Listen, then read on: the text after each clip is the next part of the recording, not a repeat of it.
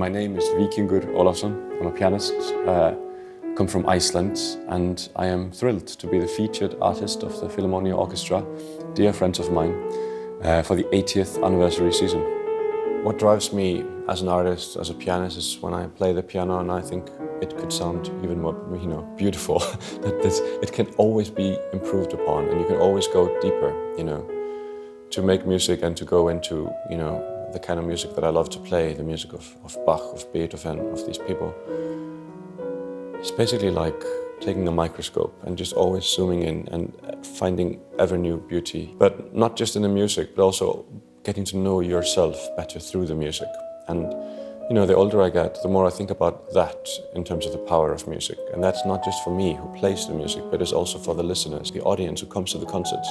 I love to play for the people in London. I love the concerts I give in London. I love the way music works in London somehow, how many different things you have happening here simultaneously and the people you run into in the hotel and everywhere. It's just like you meet unexpected people in London. It's a city of, sort of chance. I think working with the Philharmonia, anyone who, has the privilege of playing with this orchestra realizes sort of from the first measure in the first rehearsal that these players are dynamic. It's a very, very dynamic orchestra which listens so well internally. It's really one of the most spontaneous ensembles, spontaneous music making that you will hear. And that's why, conductors and soloists alike sort of revere it. It's in its DNA to embrace the unexpected. John Adams, the American composer, wrote for me a new piano concerto called After the Fall, and he's incorporated so many things in this modern masterpiece. It's in 3 movements, but they're all connected, and it's about, 25, 6, 7 minutes, so this kind of perfect golden ratio concerto length. The first movement is extraordinarily beautiful. I always think the beginning of it just feels like someone opens a door and reveals this new kind of dimension to you. It starts in the orchestra with this sonority,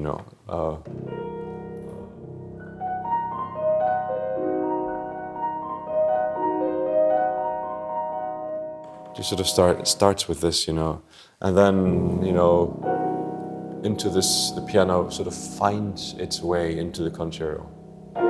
Just with this, almost like a prophecy.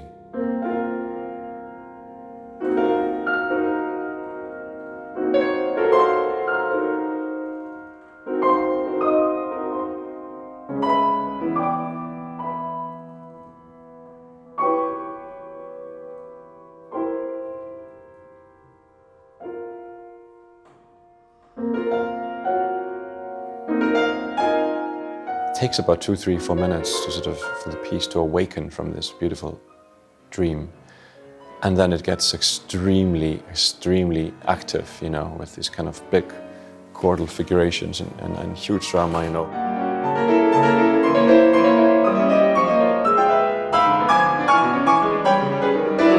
It goes into this kind of John Adams, very, very, very earthy, kind of earth dance, if you wish, full of percussion, full of great, great, great orchestra writing. Second movement, that is beautiful. That's sort of, it's quite slow, quite nostalgic,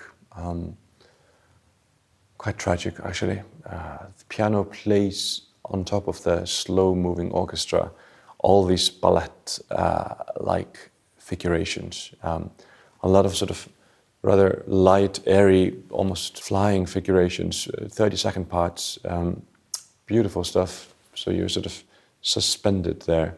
And then the third movement, nothing prepares you for it. I almost don't want to say much about that before people hear it in the concert. But let's just say that Johann Sebastian Bach pays a visit, and a memorable visit. Fabulous, fabulous orchestra writing, difficult stuff for everybody. Extremely virtuosic for me, but also for the whole orchestra. So this will be a thrill to play with Esa-Pekka Salonen and Philharmonia Orchestra.